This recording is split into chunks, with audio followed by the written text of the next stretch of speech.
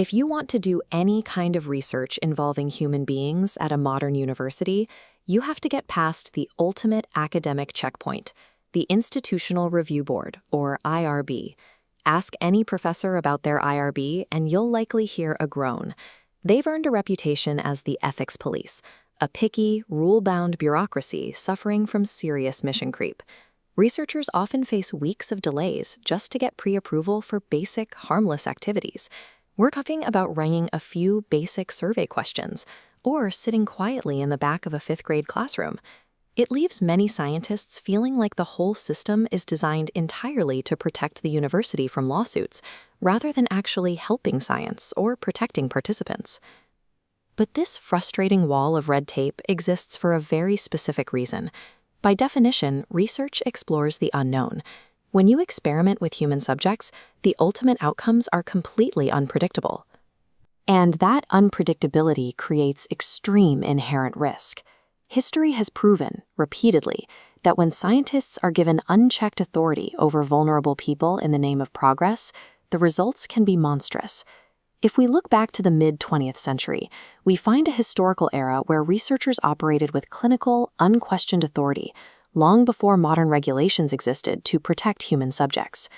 During the late 1940s, the U.S. government conducted the Guatemala Syphilis Experiment. Researchers deliberately infected over 1,000 vulnerable people, including children, prisoners, and psychiatric patients, with sexually transmitted diseases, completely without their consent. Even more notorious was the Tuskegee Syphilis Study, which operated in an isolated rural area of Alabama for 40 years, from 1932 to 1972. In Tuskegee, researchers tracking the progression of syphilis deliberately withheld a known, highly effective cure, penicillin, from hundreds of African American men for decades, just to observe the terrible damage the disease caused to their bodies. Decades later, the study's director, Dr. Sidney Alansky, brushed off the ethical concerns.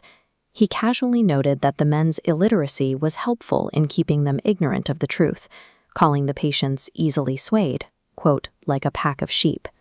Early biomedical advancement was built heavily upon the extreme suffering, deception, and exploitation of marginalized people. And physical medicine wasn't the only danger. In 1971, beneath the prestigious halls of Stanford University, Dr. Philip Zimbardo launched his infamous prison study.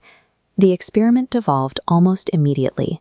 Student participants assigned to act as guards began intentionally escalating psychological abuse against the student prisoners, forcing them into sleep deprivation and solitary confinement. Instead of objectively stopping the harm, the researchers themselves were corrupted by the environment. Zimbardo admitted he transformed into the prison superintendent, losing his perspective as a scientist. It took an outside whistleblower, a recent graduate named Christina Masloch, to break the researchers' conspiracy of denial and demand they shut the study down early. Stanford proved that without oversight, even highly educated researchers can lose their moral compass when given absolute institutional power over other humans. When all the shocking details of these studies were finally exposed, public outrage forced the U.S. government to step in. This led to the 1979 Belmont Report, outlining 3 non-negotiable pillars: beneficence, respect, and justice. These pillars became the foundation for the common rule. Philosophical ideals were hammered into rigid checkpoints, birthing the modern IRB system and ending unchecked experimentation. The friction felt by modern researchers points to a specific structural failure. The system's design no longer matches the work it is intended to oversee. The modern review board was built as a firewall against Tuskegee-level medical atrocities. But today, those same extreme, rigid biomedical standards are regularly applied to low-risk social sciences, like oral history, music, or journalism. A system originally constructed to prevent torture has overcorrected. Well-meaning researchers find themselves trapped in a maze of standardized paperwork that often does more to protect the university from legal liability than it does to protect actual human subjects. This rigidity creates new problems as Western universities expand their research globally, leading to what some scholars call ethical imperialism. When researchers try to apply American-style, highly legalistic consent forms in places like Saudi Arabia or Lebanon, it often backfires. Instead of making participants feel safe, these foreign documents cause intense cultural friction and fear, with one Saudi participant even asking if the researcher was with the CIA.